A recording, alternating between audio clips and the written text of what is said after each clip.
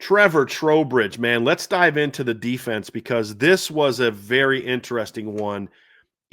Very similar on offense, where there's some positions that were very strong and others where you're like, I don't really like putting any of these guys on the first team.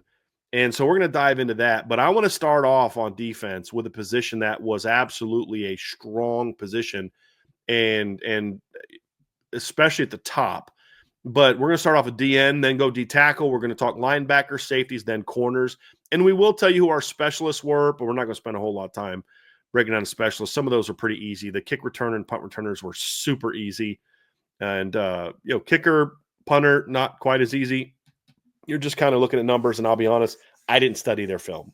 I just went with who had the best numbers. Just going to tell you all that right now.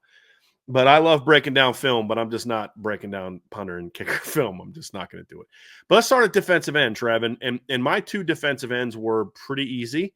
My first team defensive end picks were pretty easy. My first, and also it's not just easy, but they would fit together in a real defense.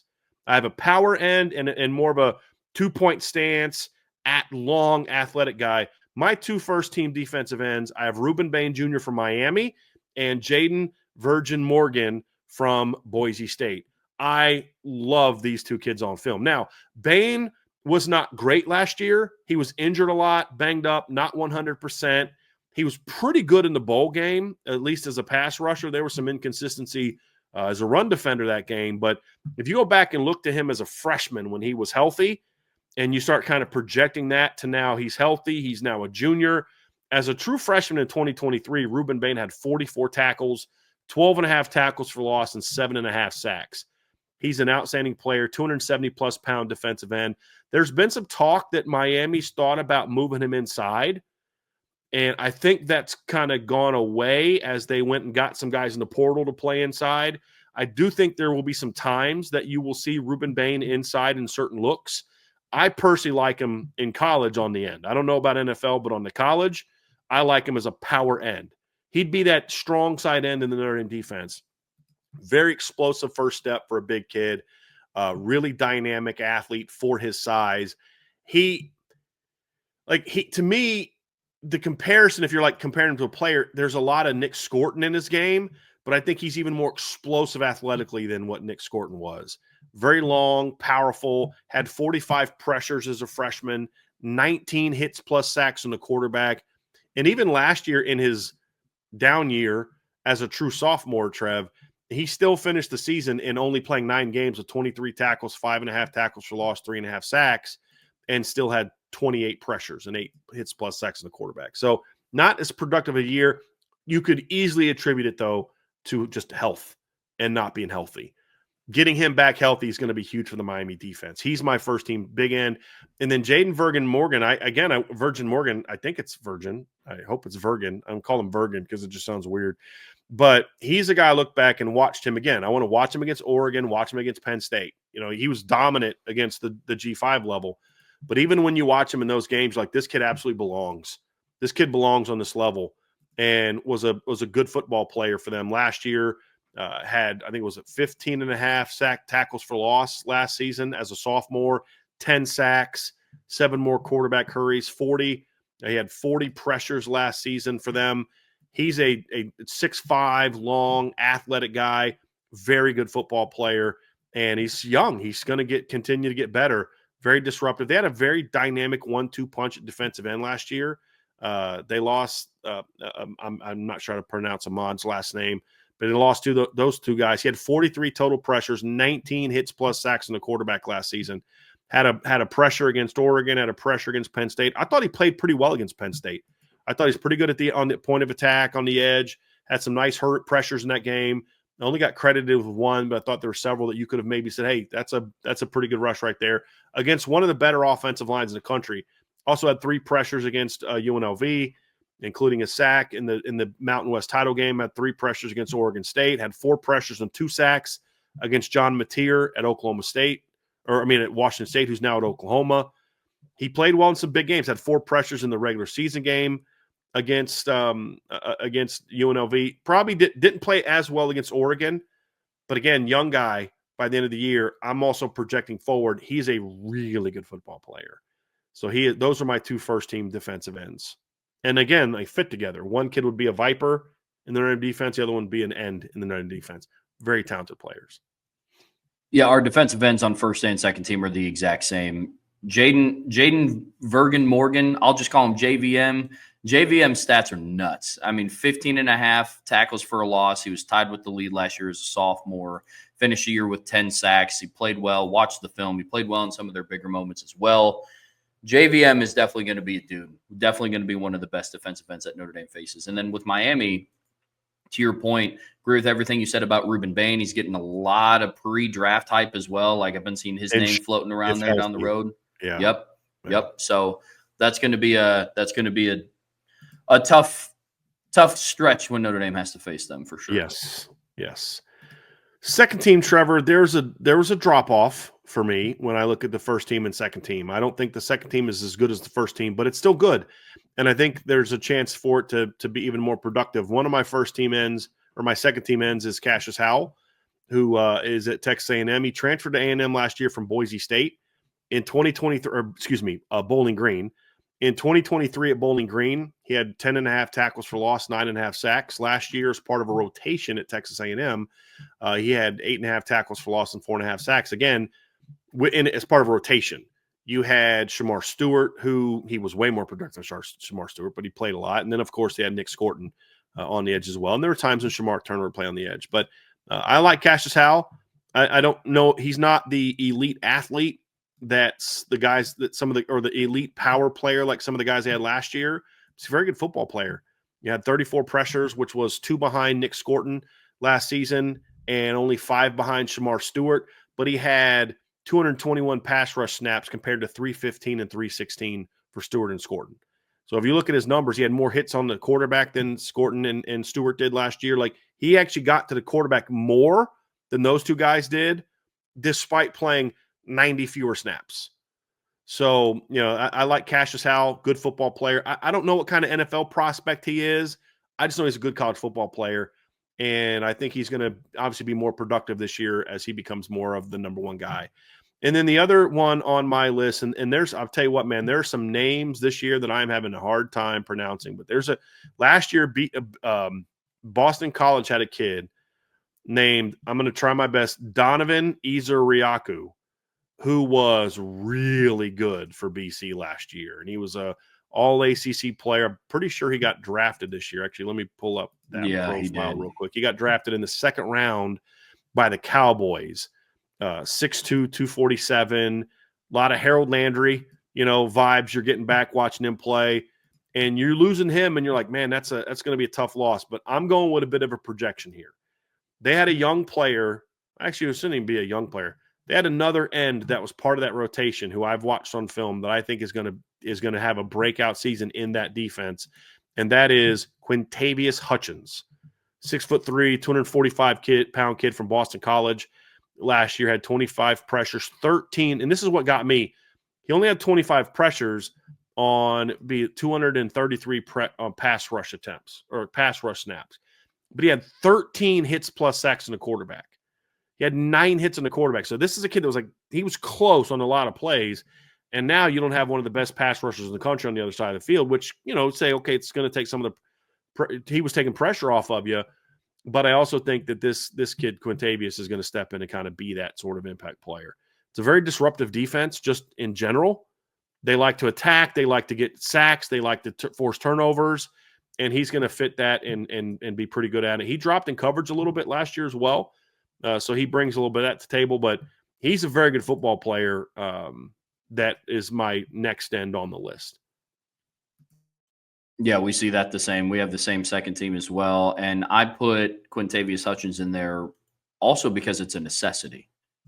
Because you are losing Donovan, not even going to attempt his last name, but Donovan E., you're losing him. So you need somebody else to step up. You're talking about you need to replace somehow 20 or help replace 20.5 tackles for a loss and 16.5 sacks in the season.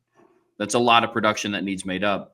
But I think that Quintavious Hutchins can help start to fill that void a little bit. So I'm with you. And last year was his first year in the rotation. I mean, he barely played his first 2 years. So, and I don't think he is the NFL prospect that Donovan was. I don't. I don't think he's that type of player, but I think we're going to see a similar jump in production from him. You know, Donovan had a really good year 2 years ago. In 2022, he had 14.5 tackles for loss and 8.5 sacks. So it's not like he came out of nowhere last year, but he had a down year in 2023. Only had 6.5 tackles for loss and 2 sacks in 13 games, and then got back on track. So I think that Quintavious lacks some of the maybe NFL tools that Donovan brought to the table, and I don't foresee him getting 20.5 tackles for loss. I don't see him having the sack numbers. I don't see him having 16.5 sacks like Donovan had last year, but I can certainly see him being a double-digit tackle for loss guy this year and a 7 to 8 sack guy this year, which would put him in sort of that second team category with Cassius out. Sure. Guy to keep an eye on, Travali Price from NC State is a guy that I have as sort of my watch list guy. Different type of end. It's more of a 3-down end. I think he might even be a 3 technique in a traditional defense. He's 6'4", 285, had a solid year last year for NC State. I think he's a guy to keep an eye on for a potential breakout season this year as well. So those are the ends that are on my board, Trev. Yeah, the one guy that I have on my list for a potential breakout is Akeem Mesidor from Miami.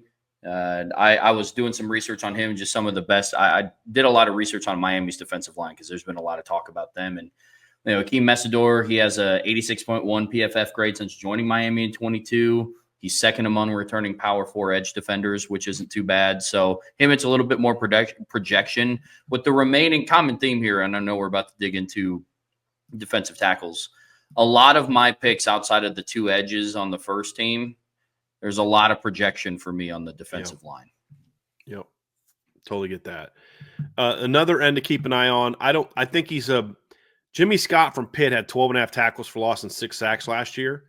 Good football player. When I broke down his film, and I only watched 2 games of him, but he seems more like a guy that's just kind of like the system generates a lot from the system. I don't know that he's the individual player, but he's another guy that his production alone warrants consideration for that second team category as well. But I just like the other guys a little bit better on film. Yeah. But he's a good player that also comes from a system that's all about being disruptive. Well, and another thing, go ahead, Trev. Sorry, real quick. Just another thing that was a little tough on this was there's a lot of teams on Notre Dame's schedule that had some transfer DNs come in this year too. And it's hard to gauge, okay, you did this at your previous school, but a lot of those schools were like FCS. And it's like, I can't gauge that in comparison to somebody that did it at Miami or Texas A&M. A couple guys from USC, Anthony Lucas, is he going to be healthy and finally do something for them this year? Like, I mean, that's one to consider. Cameron Fountain was a solid player for them last year. I mean, he was another guy that I looked at. There's a lot of guys like that, Trevor, where you're just like, some talent there, but he's never done anything.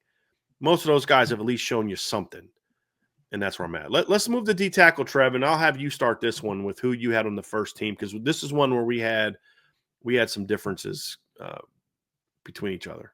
Yeah, defensive tackle for my first team, I went with Braxton Feely at Boise State. I liked what he did last year for them. It was a huge get. He entered his name into the portal, and he ended up withdrawing his name from the portal at the end of spring. So he's back with their defensive line. Last season, he had 24 total tackles. He had 5.5 sacks. Tackles for a loss. Give me just a second. Tackles for a loss. He was 5th on the team with 9. He's a bigger interior lineman, especially for the G5 level. He's 6'1". He's 300 pounds. He fluctuates in between 295 and 300 pounds throughout the course of the season. But he's going to be a core of that Boise State defensive line. So I put him on my first team as well. And then again, with his experience playing in the postseason, I mean, he played against Penn State. He played against UNLV twice, but again, against UNLV in the conference championship. Then he played on the road against Oregon. So that's pretty good experience for a returning group of 5 guy on the interior. My second guy is literally majority projection. And I went with an interior defensive lineman from Arkansas. And there's going to be a common theme with a lot of the interior defensive linemen that I have in here. He didn't do nothing in 2024. Yeah, he was 5th on the team. He had 4 tackles for a loss. Talking about Cameron Ball, he had 1.5 sacks. Finished the year, with 46 total tackles. But last year, Notre Dame's interior offensive line really struggled with an interior defensive lineman with size. And Cameron Ball is somebody that has that in the plenty. He's 6'5", he's 324 pounds. He's from Atlanta.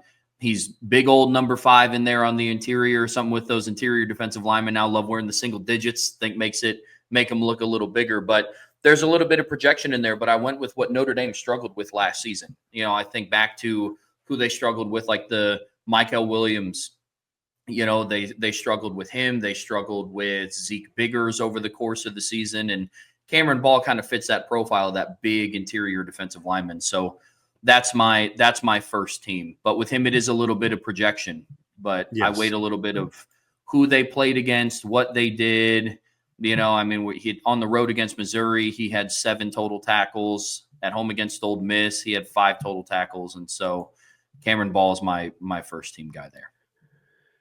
What's interesting is, Trevor, is I have him second team. His film is a little more impressive than his numbers. Like when you watch him on film, like I spent a lot of time watching him against Texas A&M, and because like that's probably the best guard duo, one of the best guard duos he played all year. And there's things he's got to improve on. He's got to use his hands better. But for a 6'5", 325-pound guy, he moves pretty well. He's not just a big sit in the middle of the line, plugger, space eater kind of guy. That's what I was surprised by when I was breaking down film of all the different players. I liked him. The difference between if I didn't feel the way that I felt about Landon Robinson, then we'd be having a different conversation, and I would have him there. And Landon Robinson is you and I both have Brandon Cleveland. You said, or no, we had the same first and second team, but ours are flipped, right? Like your second team. I don't have Landon Robinson at all. That's right, because you don't watch Navy film. I'm totally kidding.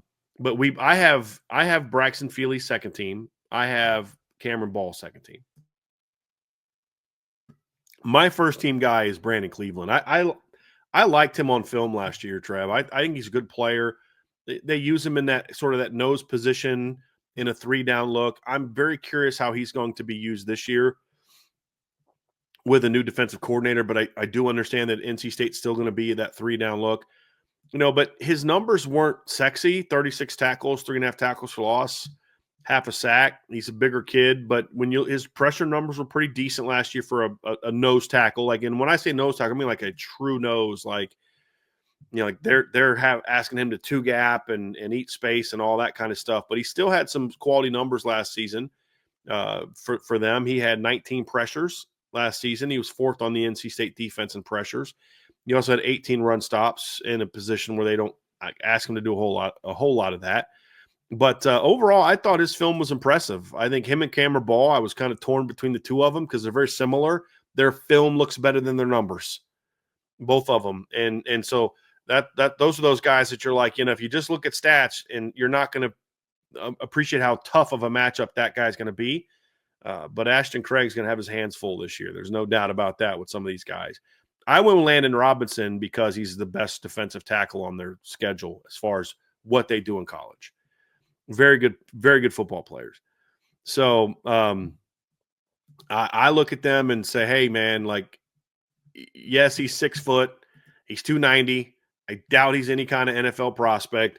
But you pop on the film and you're like, this guy's a good football player. And not only that, but he had, 2 carries last year? Was it 2 catches? Oh, I think it was. I know he had 2 touches. Right? I know. Yeah. Yeah. But he had the big one against Army, if you remember that. If you remember the guy that carried the ball, or had the ball late in the year or late in that game, he had 2 carries for 63 yards. I think most of that came on 1 carry. That's not why he's on there. He's 61 tackles last year, very productive, 5.5 tackles for loss, 4 sacks, very disruptive. He had 28 pressures last season, 13 hits plus sacks on the quarterback. He had one of the very few pressures they had against Notre Dame. He had 2 pressures and a sack against Oklahoma. He was very good against Oklahoma, had 3 pressures against Memphis, a very disruptive player, was very good against Army. He was a big reason why they shut Army down in that game. He's an outstanding football player. If he played somewhere other than Navy, people would be talking about him a lot more. Same size, same height. That's a good football player. Very good football player. So he's my first team guy, and I had Ball and Feely on the second team. I'm with you on Cameron Ball. There's good film there. If he can just kind of take that next jump, he's a guy that I think people are going to be talking a lot about more when you talk about some of the better nose tackles that they face. And he lines up over the guard a lot too. It's not like he's like a, over the center plugger. Yeah. They move him all around. So he'll play all around. A couple guys, David Blay is a transfer Miami got from Louisiana Tech that I like on film. Haven't seen as much of him as others. He's a little bit more streaky than some of the other guys on the board, which is what I didn't like about him. If you're streaky at the G5 level, that concerns me a little bit about your transition to this level. And that's one of the reasons that I didn't have David Blay on my first or second team.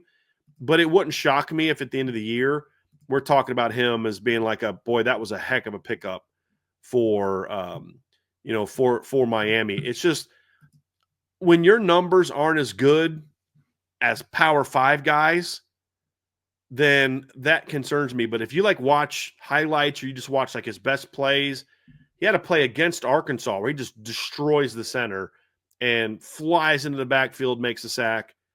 But then he doesn't do anything for 4 or 5 plays.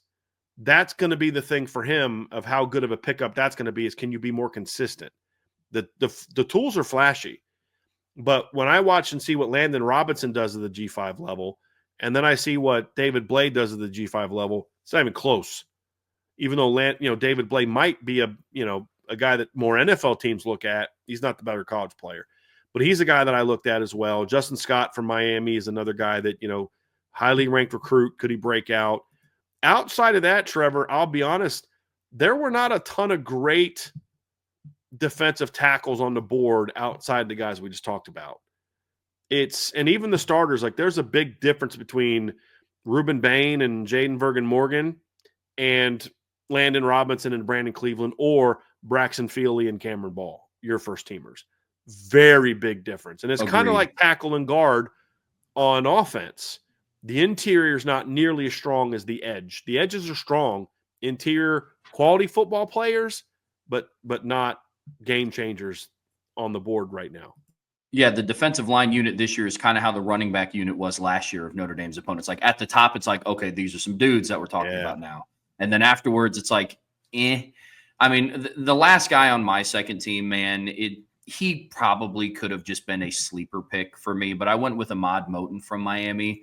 Last season, he was third in the ACC in PFF pass rushing grades. So he's a good interior defensive pass rusher. I think he pairs well with Ruben Bain. But again, he's one of those guys that statistically his numbers don't jump off at you. I think he had 3 sacks, 3 hits on the quarterback, 15 hurries last season. But along the interior, 14 hurries, 2 sacks, 3 hits.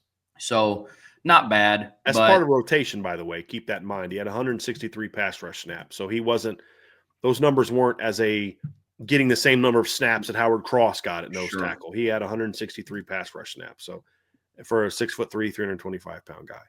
Yep. So and also, Trev, he had 6 pressures in the last 4 games, 10 pressures in the last 6 games. So if you're talking about projecting into 2024, to your point, the finish was really good. Can he carry that into the season is going to be the question for him. Yep, absolutely. Absolutely. I appreciate you providing some numbers there because that's where I was going. So thank you, sir. Yeah, you're welcome. Let's talk linebacker, Trev. Let's do it. I know I'm looking at our list. We have the same first team linebackers. I think this was pretty easy. And not because there's not good linebackers on the second team. There are. But some of these guys are some of the better linebackers in the country. And I've got 2 kids from Pitt and 1 kid from Texas A&M on there. I want to talk about Kyle Lewis. This kid, I'm watching his film, and I'm this kid is fun to watch. He's their Jalen Smith. Wears number 9, very athletic, dreads. He's not as good as Jalen Smith, but that's the Pitt version of Jalen Smith. They play a true 3 linebacker defense still. And the 2 kids they have on the outside are both undersized. I think Lewis is listed as 6 foot 225. I'm not sure if he's 225 pounds. He doesn't look it. And then the other one is Rasheem Biles, who's listed at 215 pounds. So they're undersized, but these kids can flat out run. And in order to have a 3 linebacker look with a 4 down line, you better have linebackers who can cover and run. And that's what I really like about these two guys. They're super disruptive. They fly around the ball, good block destruction. They make a ton of plays against the run. So like they're not just like pass rushers. And they're actually like very productive football players who can play the run. They're not big and they know it. So they don't try to just step into the hole and anchor against guards. They're going to try to beat you to a side. The production they both had last year was outstanding. Kyle Lewis last season had 101 tackles, 15 and a half tackles for loss, 7 sacks. So that's 8.5 run game tackles for loss. He also had 4 interceptions and 3 breakups. Rasheem Biles at 6'1", 215 had 82 tackles, 14 and a half tackles for loss, 5.5 sacks. He had 9 breakups and a pick. So between the two of them, they had 12 pass breakups and 5 interceptions on top of having a combined 12 and a half sacks. They disrupt the pass game in a big, big way, whether they're working this way or that way. And Kyle Lewis's range, sideline range, is as good as there is in the country. Yep. Like there was a play, I can't remember which game I was watching, but he steps in and he takes on the guard, and the play bounces. And he's in a stopped position, and he takes off running and chases the guy down for like a 2-yard gain. I mean, he is an outstanding football player. And then on the very next snap, in a situation like that, you'll see him open up and run in with a seam route.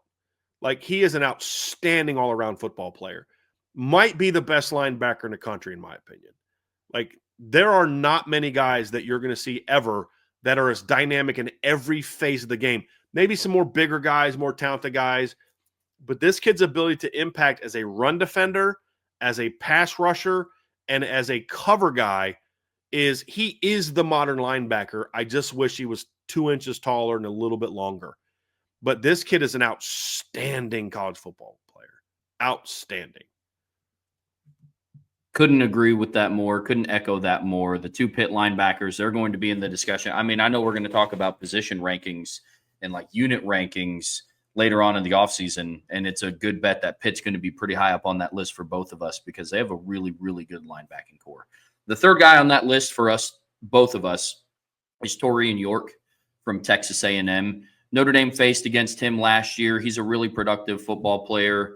Last season, he ended with – give me just a second here. Last season, Torian York – he ended with 82 total tackles. He had 4 passes defended. He had an interception last year. He had 2.5 sacks. He's active. Also not crazy size. He's 6 foot. He's 235. He's a smart football player. And him going into year 2 of playing under Mike Elko, who's a defensive-minded coach, I think he's off for I think he's going to be poised for a big year. And he's going to be, ideally, if he can stay healthy, paired back again with Scooby Williams, a linebacker that I have on my second team. He was banged up a little bit last year.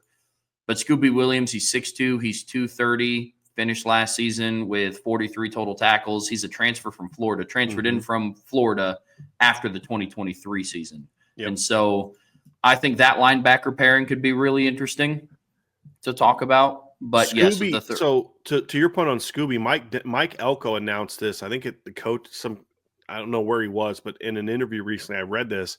He said that Scooby Williams played last season with a partially torn meniscus, and still had 7.5 tackles for loss last season. Very athletic kid. And the thing I like too about those two guys, Travis, they're both going into year 2 of that system. Mm-hmm. So I expect them to both be much more effective. Yes. Yep. Yeah. Absolutely. But he's another smaller guy. Not Scooby. Scooby actually has pretty good size. Torian York's another one of those. I don't know what the NFL thinks of him because of his size, but he's a heck of a college football player. He's like 6 foot 230. Yep. But he's not an elite athlete, good athlete, just smart, tough, physical, around the ball a lot. Had 82 tackles last year. 9.5 tackles for loss. He had more assists than solos last year. I think that flips a little bit this year in year 2 of the system. So. Oh, absolutely. I mean, in some of the bigger games that they played last season, he was all over the field. Over the field. At home against Texas to finish the season, he had 5 tackles. He had 1 sack, 5 solo tackles. On the road against South Carolina, he had 8 tackles. In the season opener, he had 9 total, 6 assisted, 3 solo tackles. So Torian York is all over the field consistently. Second team, we both had Scooby Williams, as you mentioned. The interesting thing about linebacker this year is there's a lot of similar guys. The 6 foot to 6'1", 215-ish pounds, 220 pounds that can run. Another example of that is Xavier Sorey at Arkansas. If he could be a better tackler, I would consider him for a guy being on the first team because his numbers last year were very good. He had 99 tackles, 40 solos, 9.5 tackles for loss, 2 sacks. If he could just tackle better, he's at 110, 112 sacks last year, or tackles last year. He's got to tackle better. He's out of control more. He doesn't take great angles, so he misses a lot of tackles. But he's still, even with that, still a very good football player. BC has a guy that I think is going to have a really big year this year, Trev. Another guy that's not the biggest guy in the world, but can really run. I'm predicting a much bigger year from him this year, and that's Davion Crouch.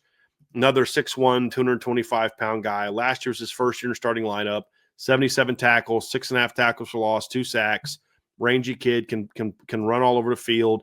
And then another linebacker that's sort of a couple guys. USC has a couple guys I'm intrigued by. Can Eric Gentry stay healthy?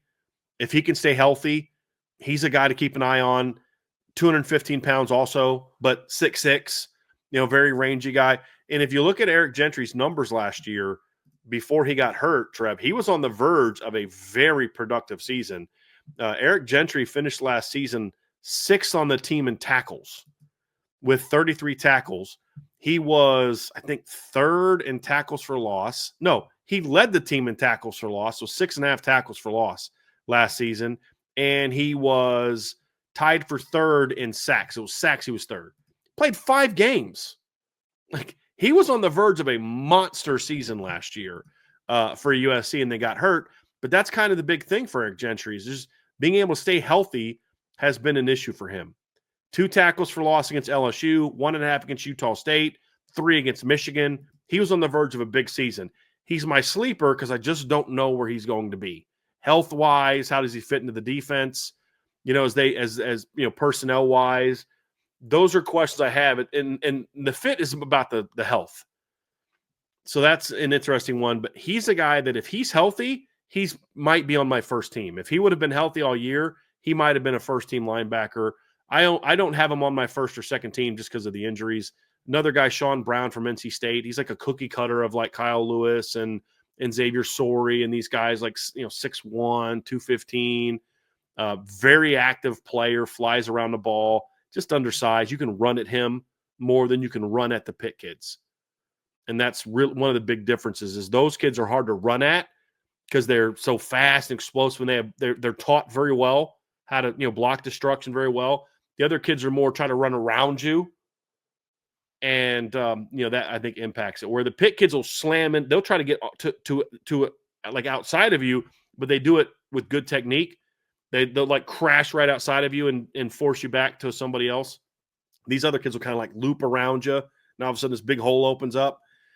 So there's some of those issues. But, man, there's a lot of athleticism at linebacker on Notre Dame's schedule this year. Yep. The only other player that I had on my second team was he's another kid from Boise State, Marco Notarini. He's a 6'3", 240-pound linebacker. He was very active, 60 total tackles last year, 33 solos. He had more solo tackles than assisted tackles. He had 3.5 sacks. He was, let me see where I can find it. I had it up, but he was 6th on the team, in tackles for a loss at 7.5. So he's somebody, he's taller. He's a little bit longer. And I liked his production, so I put him on my second team. But, yeah, they have a lot of linebackers that they're playing this season that they're very rangy, very rangy. I wish Andrew Simpson would have stayed at Boise because that would have been a fun front seven to watch this year, even more so if he would have stayed at Boise. Yeah. But Marco was, in my opinion, a better all-around player last year. I think Andrew Sampson was more of that impact downhill, more tackles for loss. But I think Marco is the better all-around player as sort of like in the middle of that defense. Yep. So it's good. It's a solid linebacker room. Let's talk safety, Trev. Safety position. You and I at safety and corner have the same 4. So let's dive into that. Safety, Kamari Ramsey from USC. He's going. This is, I think, year 3 for him in this defense because he was also with Danton Lynn for a year at UCLA, followed him over to USC, had a good first season. I think Kamari Ramsey's play was not as good as I thought it was going to be. And honestly, Trev, I think a big part of it was just what was around him. I think he's someone who really struggled with how out of position everybody else was always all the time, Sure. that he then started to try to play a little bit of hero ball as the season went on, and that got him into some trouble. But overall, he's a good football player. 10 tackles against Penn State. You know, he had 8 tackles against Notre Dame. He had just active player, downhill player. He's okay in coverage, but he's more of a downhill, impact the run game, play the middle of the field. And when I mean middle of the field, I mean coming down middle of the field, kind of robbing downhill. He'll play some over the top a little bit, but not a ton. He's a good football player, good safety. I think he'll have a much better year 2 at USC than he did year 1. But even year 1, he was still a good football player for USC. He still Agreed. finished, 3rd on the team in tackles. He was 2nd on the team in solo tackles. He was his 5.5 tackles for loss was 2nd on the defense. So he was a good football player for them last season, and I think he'll be even better this season now that he has a little bit more time. 5 pass breakups, 1 pick last season. But you're bringing Kamari Ramsey in to be a run stopper and a thumper. You're not bringing him in here to cover and be. He's not Xavier Watts. They're very different players. Yeah, he's more. His role is more like kind of what Malachi Starks did for Georgia. Not that they're the same player. I'm saying role. He's going to come downhill and make a lot of plays. I think that's he's the top safety on the board for me. Yep, I'm with you. The other safety that we have on the board, because we have the same 4 between safeties and corners, is Dalton Brooks, safety from Texas A&M. He was the guy that got ejected from the Notre Dame Texas A&M game for that targeting call against Riley Leonard early in the first quarter. Was it like Notre Dame's first offensive drive? Yeah. It was 3rd down. He had scrambled, picked up the first down, and then he went flying over him, hit him in the head, and he got ejected, gave him 15 more yards, and they ended up kicking a field goal. Yep. And so he returns. He's going to be back, rounding out Texas A&M's defensive backfield. Last season, finished year with 59 tackles, 38 solo tackles. He is also a little bit more of the come downhill player. He had 1 interception. He had 2 passes defended last season. And so he's definitely more of an alley safety than what he is like a Xavier Watts coverage safety. But he's a good player. He has decent size. He's 6 foot. He's 195, not crazy long. I mean, I also have a very skewed lens of how big a safety room should be because of what's in South Bend. I'm like, I'm 6 foot tall safety. Okay, bro, cool. That's what's so tough about it. But, Dalton Brooks, for me, Brian, I don't know if you had this issue either, but the secondaries as a whole, I had a tough time just coming up with safeties in general.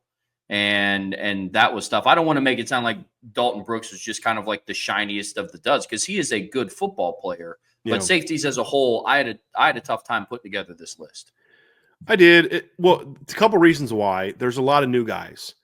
So there's a lot of teams that have either transfer players or teams that have just new starters, just guys that didn't start for them last year, or transfers from smaller levels. So that, I think that's part of it too. There's a guy, for example, transferred from one team on the schedule to another. And that's Bishop Fitzgerald, who transferred from NC State to USC. He's a guy I looked at. But there's BC has 2 returning starters that were good football players last year. Carter Davis being one of them, who was a freshman last year, who I liked a lot. He's on my second team. But yeah, there's a lot of teams, Trevor, that have just new starters. And so it's tougher to project how guys are going to be because, I mean, honestly, my first, second, and third team could have just been the 2 guys from BC, the 2 guys from USC, and the 2 guys from Texas A&M, because Bryce Anderson's a guy from A&M, another guy that I considered for my list. So, yeah, those 3 teams have good safety situations. After that, there's a lot of questions. A lot of questions about those positions. I mean, you've got Deuce Robinson. Goodness gracious. You have Deuce Chestnut coming back to Syracuse. He was good last year, but at LSU, he was not as good because I think he's more built for that level. He was another guy that I considered. He was the only non-USC, Texas A&M, or BC safety that I really put a lot of thought into. I mean, Miami's going to have brand new safeties this year. And there's a lot of teams in that similar situation. So those are the guys that I saw that really popped up. BC's duo of Carter Davis and KP Price is very interesting. But A&M's duo is the one that I like. The thing I like about those two is they played together last year.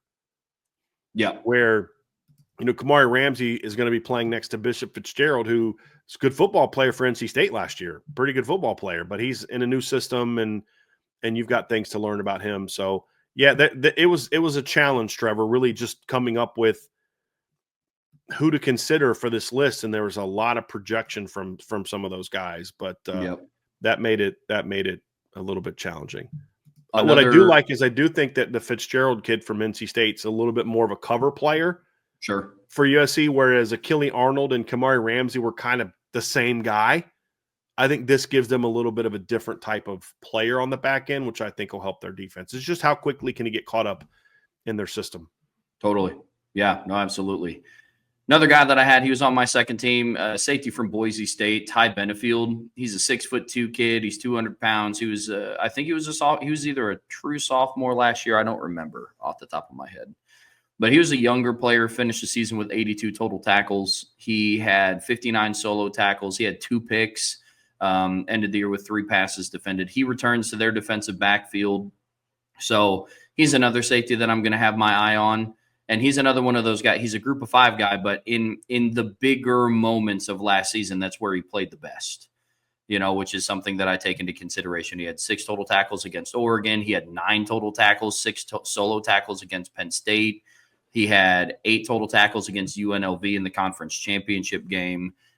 So he's somebody that's a pretty decent player. What hurt him with me, Trevor, is he was good against the run against Oregon and Penn State, but he really struggled athletically in coverage in those 2 games. And that's what that's why he's not on our, that's not why he's on not on your first team. Because with the numbers he had last year, he should be a first team player if we're just looking at numbers. And led Boise in tackles, and it by a decent amount. If I remember correctly, he had 82. Let me look at it. Yeah, their next best guy had 68. So but it was that issue where I don't know that you put you put the end, you put Feely, you put some of these guys, you put the tight end at Notre Dame, at USC, they can play. I think Benefield is more of that guy. I think if you put like Eli Heidenreich in a spread offense where he's just a slot receiver, I think he's really good. My thing with Ty is I don't know how well he would handle the athletic part of playing against Power 4 schools. Yeah, but as totally a run defender, he's a pretty good football player. He's a guy that I'd say if he came to Notre Dame, hey, can you get him down and play him at Rover? Sure. Where he can just be more of a run defender. Because to your point, he was good in those games as far as coming down and being a guy that could tackle. That's why the tackle numbers were what they were. I just thought he struggled at coverage. And to your point, that's what kept him off of my first team. Yeah. It was just that factor there. So, yeah. Yep. Corner, Trev, we had the same ones. I think this might be the best DB on the board that Notre Dame's going to face this year. My first corner is Will Lee from Texas A&M. I thought he had a pretty good first season at Texas A&M. You're going to have some of your first year in a system issues. And I thought that was true at time. I just think overall, sometimes the defense as a whole just played very inconsistent for Texas A&M. But I think I like him. I like Will Lee. He's big, tall guy, 6'3". Looks a lot like Cam Hart with dreads. It just physically looks a lot like Cam Hart did. Even on the play where he got beat by Bo Collins, he was in great coverage. It just was a great ball and a great catch. And just sometimes it's like, hey, you did your job. It's just that guy next to you just kind of – he's a pretty good player. So I thought Will had a good, solid first year at Texas A&M. I think he's going to be even better this year. If you look at his PFF numbers, gave up some big plays, but he held opponents to less than 50% completion rate. Got targeted 53 times, only gave up 25 completions. That's a good number for me. He actually had a much better completion rate allowed at A&M last year than he did at Kansas State. So I think in that regard, he was pretty good. He just has to limit giving up the big plays. Gave up a big play to Bowling Green. Gave up a big play to South Carolina. Gave up a big play in the in the game against Texas at the end of the year. That's where Will Lee's going to have to get better in that regard. If he can limit the big plays, he's an outstanding corner. Yeah. And a really probably the best secondary Notre Dame's going to face this year, as of right now, is A&M, and I think he's their best corner. He's their best defensive back, in my opinion. Yep. There's a bit of a drop off for me after him and everybody else. Yeah, we see that the same. But I do like Colin Wright. I think Colin Wright's issue is his numbers last year in coverage for PFF were not great. But if you watch the film, there's good film there. He just had to cover a long time. Because if David Bailey wasn't on the field, they didn't really have anybody who could get after the quarterback. Like that was kind of the issue that Stanford had last year. And they put him in some really tough matchups from the standpoint of not just who he's matched up against and how long he had to cover, but just how they used him. And honestly, I didn't love how they used him, but I like Colin Wright as a corner. He's tall, long kid, smart, not an elite athlete, but he's a good football player. If he had better talent around him, I think he'd be even more effective and more productive. So he was my first team corner. I think he's a really good football player. Really good football player.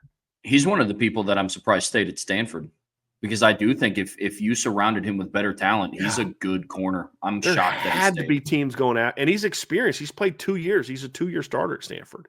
Yeah, I was surprised by that. Like, you look at his numbers, he gave up 6 touchdowns last year. Again, his team around him was really bad. Yeah, it really was. But he had 3 interceptions, 5 breakups. He's a good football player. I like him. If Notre Dame needed a veteran corner to kind of be like that number 3 guy and he wanted to come, I'd take him in a heartbeat. Again, I don't know they'd start over the 2 kids they have, and I guess I'm kind of giving away a little bit of my deal there, but I think he's a good football player. He's the only kid for Stanford that I considered for either one of these teams. Oh God, yeah. Just because they're all gone. All the kids I liked are gone. But he's a good football player. Agreed. Second team, USC's got a pretty solid transfer coming in at corner. They have a young man named DJ Harvey who transferred in from there. San Jose State. Yeah. Had some issues against late in the year in a couple games, but overall, very steady corner. Watched him on film, about 5'11", $190. Not a little tight, runs well, but he's very smart. He's tough. He's competitive. There's a play against, I think it was Stanford. They ran a bubble screen. He blows the cornerback up and then blows up the guy in the backfield. Just a really impressive play. Watched him on film. Nothing like earth-shattering, oh my gosh, future first-round pick. But he's a good, steady, veteran, smart football player that I think is going to be a good pickup for USC. You don't want him covering him all day because he doesn't have elite speed and he's a little bit tight in his transitions. But he's a smart, strong, fundamentally sound kid that'll come up and smack you. So I like DJ Harvey. That was a good pickup for USC. He's one of my second-team corners. Agreed. He was one of my second-team corners as well. And I believe we had first and second team the same here because my other second-team corner was Des Ricks. No, we didn't have that one. No? Okay. I had Des Ricks on there, and he's one of those that, again, it's a little bit more projection. If the light bulb can turn on for him because he was a highly rated recruit, he does have the athleticism. He has the size. I mean, he's a 6'1", 195-pound corner. Last season he had 20 tackles. He had a pick, 2 passes defended. So the raw stats are fine, but he didn't turn into the corner that they were expecting him to last season. And I paired that with my sleeper pick for them because I didn't want to put like 2 people on the same. I also put Julian Humphrey on there, the Georgia transfer that also went to Texas A&M. I could see one of those 2 being a breakout for them. Yeah. So that's why I didn't want to put 2 of the same when I sent it over to you, like 2 names on the same. But because they're battling for the same position. It's like they're both not going to start. Like one will play, they'll both play, but only one of them is going to start. Mm-hmm. So Des Ricks better step up, or he might get beat out by Julian Humphrey. 100%. There's 100%. And the only reason why I put Des Ricks in there is because he was the starter at Texas A&M last year. Julian Humphrey's the guy coming in. Now, I put both of them on my list. I just put Julian Humphrey as a sleeper because he is the transfer in. But if Texas A&M can get one of them to unlock what their potential is going to be, I think they're going to have a really good cornerback tandem. And if we're looking at it from their standpoint, I have to think that the presence of each other should you hope, if you're A&M, you hope that them competing against each other forces at least one of them to really raise his level of play, if not Uh, both. That's what you hope. especially because Des Ricks didn't enter the spring portal. Right. Like that speaks volumes to me. DJ or not DJ Harvey. Julian Humphrey came in the winter portal. Yeah. And so that to me is like, okay, like they're either working to get themselves better or they know there's going to be some sort of rotation between the two of them, but that one's going to be an interesting matchup to watch. Yeah. You know, I've got Devin Marshall is my second team guy from NC State. He's a really good cornerback as well. I really like Devin Marshall. The sleeper for me is Xavier Lucas from Miami. I watched film of him at Wisconsin, and he's good. He's tall. He's like 6'2". He's physical. He's pretty long. He's a decent athlete. There's just something about, he just doesn't blow me away. But he's young though, so there's some tools to work with. But he gets a lot of hype for being a big time pickup, and I see some good film of him. But I watched him against Nebraska, and he struggled off the line. Yeah, he was getting beat on top ends consistently in that game. I just wasn't blown away by him. But there's some tools to work with. If they can coach him up and get him going, I think he could fit that system pretty well and be a good corner for them. But he was my sleeper pick for corner. I like that. Just real quick, our specialist, I had Randy Bond at Texas A&M as my kicker. I had Caleb Junko from Pitt as my punter. Who was your kicker and punter? It's Randy Bond and Caleb Junko. Yeah. My kick returner was Keelan Martin, who's one of the best kick returners in the country. He was he didn't do a whole lot at BYU as a receiver. Like 300 some yards last year, but he's a dynamic kick returner. And my punt returner is Desmond Reed, who I think might be the best punt returner in college football. Desmond Reed's an outstanding returner.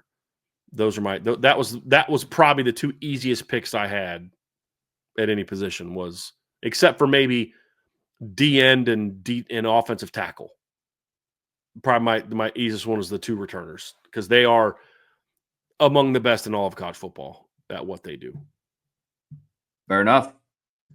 Now, Trev, those are your returners as well, correct? No, for my returners, I had Desmond Reed, a punt returner. I put Kenny Johnson from Pitt at kick returner. Mm-hmm. Literally, that's just a lack of due diligence on my end. I completely didn't see the special teams before I sent over the list for you, and so I just went to yards and was like, Kenny Johnson has a lot of return yards so that's all good. You're like, dang it, Brian, I didn't want you to ask me that. Let's do let's include Notre Dame in this conversation as we wrap up, Trev. I had a tough one. I had a tough time with this one. Well, I had a tough time with the front. Let's go linebacker first. My linebacker room with Notre Dame players included, I kept Kyle Lewis and I kept Torian York, but I put Drake Bowen as my third linebacker. I think Kingston Viliamasa is more talented than anybody else on that list, especially Torian York, but I got to see him start first before I can put him into there. Jaden Alsbury could maybe be that guy. I just need to know who's going to start opposite Drake Bowen first, and then whoever dominates the snaps could end up being a player that factors in here first or second team, but I just don't know who that player is going to be yet. So it's kind of like a Notre Dame defender to be named later will also be on my second team. Whoever kind of takes control of that, like Jack was the number one linebacker last year. Drake was number two, and then there was kind of everybody else. Drake's going to be number one this year. Who steps into that number two role? Whoever that is will be a second teamer, if not a first teamer this year. And then my secondary is littered with Notre Dame players. I have every returning Notre Dame starter on my first team defense. I have Kamari Ramsey at safety still from USC, but I took Adon Schuler over Dalton Brooks. That's a very easy one for me. Adon Schuler, in my opinion, is better than any safety that Notre Dame is going to face this year. I think he is the best safety on this board. And then Kamari Ramsey's number two. And I took Leonard Moore as a no-brainer. I mean, he's the best corner in college football, in my opinion, at least one of. And then Christian Gray I have on my first team as well. I like Will Lee a lot. I watched those two guys play against each other in the opener last year, and Christian Gray was a better player. Now, Christian had some issues later in the year in a couple of games. Had a couple, and then Navy had a couple bad snaps against Navy, and had some issues with Malachi Fields, as everybody else did last year. And then, of course, we know what happened against USC. But I still think Christian Gray is an outstanding corner based on what he was last year. And then if we're doing projection, which we are doing with a lot of positions, I think Christian Gray is going to be outstanding this year. So I had Don Schuler and Kamari Ramsey at safety, and then Leonard Moore and Christian Gray were my two corners. So I went with those three. Let's talk back seven first, Trev, and then I'm going to get into some of my difficulties with the front. Yeah, I went ahead and put for my list. I put Kingston in on my second team in place of Marco Notarini from Boise State because they're used very similarly, if I'm being honest, and size wise they're also very similar. Marco's a 6'3", 240-pound kid. Kingston's a 6'3", 235 to 240-pound kid. I know he dropped some weight, so I went ahead and put him in there as well because even though he's not going to, there's a chance he might not be the proclaimed starter. I think his impact within the rotation is going to be big enough that I'm willing to put him on my second team there, and then everything else we have is as the same. Let's talk about the front because I had a tough time with this one because I don't know who for Notre Dame is going to step into some of these roles. My starting defensive ends don't change. Because there's far more proven players. By the end of the year, could Bryce Young or Josh Burnham or Boubacar be there? Sure. But Boubacar's coming off of an injury, and Bryce and Josh have a lot to prove over a guy that had 15 and a half tackles for loss for a playoff team last year in Jaden Bergen-Morgan from Boise State. And then, of course, Ruben Bain is a big-time player as well. And even his production last year is still better than what Notre Dame's ends were in his down year. Second team wise, I'm comfortable with Cassius Howe still being on that list, but I think a Notre Dame end is going to fit there in that second spot, but I don't know who that's going to be. It's going to be one of Josh Burnham, Bryce Young, or Boubacar Traore, and it just comes down to health. If you were to tell me, Brian, I went to the end of the year, I found a time machine, it allowed me to go to the end of the year, and the only number I could see is that Boubacar played over 400 snaps and didn't miss any games. I'm like, all right, cool. Boubacar's on my second team. Like, I'd be totally fine with that. I could see Bryce Young being that spot as well, and Josh Burnham even taking that spot. So I don't know which one I want to go with, Trevor, but one of those defensive ends will replace Quintavious Hutchins on my second team list. What say you? No, that's totally fair. You and I had the same kind of battle with that because I don't know who it will be because there's question marks around all of them. Will Josh Burnham become a more complete defensive end or still be known more as a run defender? Will Bryce Young take that jump from freshman to sophomore year and kind of start to play to what the 6'7", 260-pound potential is? And is Boubacar going to come back healthy? You know, what is that going to look like too? So I did also take Quintavious off my list as well, but I just left it as like Notre Dame player because I just don't know who it's going to be. But it would not shock me if it's any one of them. And honestly, I'd go as far to say it wouldn't surprise me if it was two of the three. Like if you were to tell me, again, time machine, you go back or you go forward to the end of the season. If you would have told me that Boubacar and Bryce Young had a breakout season, or Josh Burnham and Boubacar did, or Burnham and Bryce Young did, it wouldn't surprise me. It wouldn't. But yeah, we had the same issue there. D tackle is also an issue because I actually don't have any Notre Dame players there. Because again, I don't know what the rotation is going to look like. I think Gabriel Rubio is a more talented player than anybody on that list. I think that Jason Onye could have the kind of breakout season that gets him on the first team. But how can I possibly put a guy that only played 6 games last year, only had 3 tackles for loss on the list over some of those other guys? I can't justify it. The talent's there, but like if we're being like no one else that doesn't follow Notre Dame is going to look at Jason Onye's film or production and say, "Oh yeah, put him on your first team." Because they're going to say, boy, that kid flashed. He looked really good in a couple of those games last year, but then he just went away. What happened? And he never really did anything the year before. He had 1.5 tackles for loss and 1.5 sacks last year, seven tackles in 5 games. That's not the kind of production, even though the film was good, to say he's going to be first or second team. Would it shock me if at the end of the year Jason Onye is better than Landon Robinson or Brandon Cleveland or Braxton Fielder or Cameron Ball? No, not at all. But I just couldn't put him on there. Jared Dawson's a guy that I thought about because his production actually last year was good enough to be on there over some of these guys. But again, where is he going to be on the Notre Dame rotation? So I had a hard time. I ended up not putting anybody on there, Trevor, and because I just don't know which Notre Dame player is going to break out.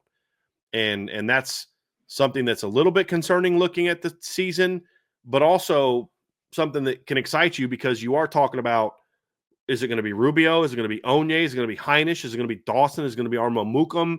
Is it going to be Sean Sevillano? Like, there's a lot of guys there that are potential fits to be those breakout player or players.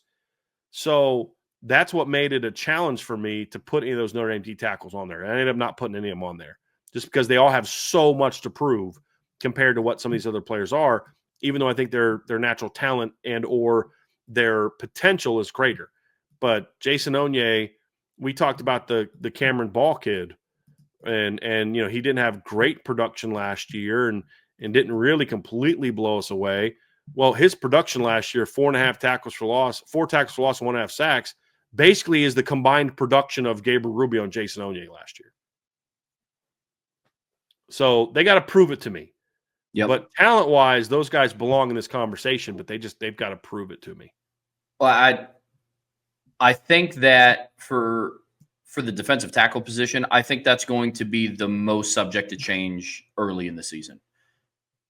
Some of the other things I need to see play out over the course of the season, but when I look at Gabe Rubio and when I look at Jason Onye, it's a little bit different than Bryce Young. Because with Bryce Young, it's like you were very young last year. With Gabe Rubio and Jason Onye, like they're in, like, for lack of better terms, they're veterans. They've been with the Notre Dame football program for a while. Now it's like, can you just do it for a whole season? But with Bryce, like, you're so young, can you hone in your abilities over the course of the season? But on the interior defensive line, it wouldn't shock me if a quarter and a half into the season, we're having those discussions of like, okay, like Rubio and or Onye and or insert defensive tackle here is now on that list. Agree. So that's the defensive list, Trev. We had 4 Notre Dame guys on that list on offense and defense. Nobody else had that many. If you look at my defensive team, I had 3 guys from Texas A&M on my list. I had 2 guys from Pitt. And then I had 1 from Boise, 1 from Miami, 1 from Navy, 1 from NC State, 1 from USC, 1 from Stanford. So Texas A&M, and you want to know why I think Texas A&M is going to be Notre Dame's best opponent, I had 6 A&M players on my first and second team. Yeah. 3 offense, 3 defense. I had Le'Veon Moss, Kevin Concepcion, Armaj Reed Adams. I thought about replacing him with Chase Pasantis, both also from A&M. And then I had defensively, I had Will Lee, Dalton Brooks in the secondary, and then Torian York at linebacker. But then there's also guys in the second team. I have Chase Pasantis in the second team. I have Trey Zune on the second team. You talked about the potential of an Amari Daniels, if he gets enough touches, could be a guy in that conversation. I do have Scooby Williams on the second team. I do have Cassius Howell on the second team. You have Des Ricks on the second team. So that's why when you watch the film, those are just the most talented players. It's not, they're SE. It's just watch the film. Yeah. That's what they are. So that's why I think my A&M is better, is the tougher opponent. Miami could end up being really good, but Miami's got a lot of ifs. If this, if that on their team, that you're going to need certain guys to step up and perform, where A&M is kind of got a lot of those guys are coming back. They've already proven it to a degree. And that's why I think those 2 things are going to be tougher. Whereas Miami, maybe week 4, week 5, week 6, this becomes a problem for people, the guys they have. But in game 1, how much of those new secondary guys are going to be there in game 1? You look at linebacker, a guy that that we could have considered, that we'll talk about for the all linebacker team, is if Muhammad Traore was not injured last season. Because if you look at what he did at Rutgers 2 years ago, that was a good football player. 93 tackles, 9.5 tackles for loss, 4.5 sacks. But he missed all of last year and didn't commit to Miami till like May 9th. So it's like, okay, where's he at health-wise? Where's he at and fit in the system? I have no idea. So there's some projection there, and that's the issue with A&M, where I know what's going on at A&M at linebacker. I know what's going on at some other positions. And that's why I think A&M's the best, going to be the toughest opponent for Notre Dame. in this 2025 season.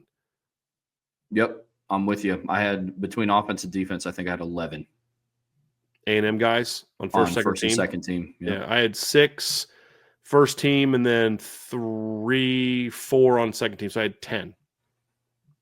And that was before including Marcel Reed, Amari Daniels. Yep. So, Trev, that is going to do it for our defensive breakdown. We're going to get into our Miami preview next. But before we do, folks, do us a favor. Hit that like button. Hit the subscribe button. Hit the notification bell. Share this podcast. Give us a 5-star review. We'd greatly appreciate that. And as always, the best way to support what we're doing at Irish Breakdown is to sign up for the message board at boards.irishbreakdown.com.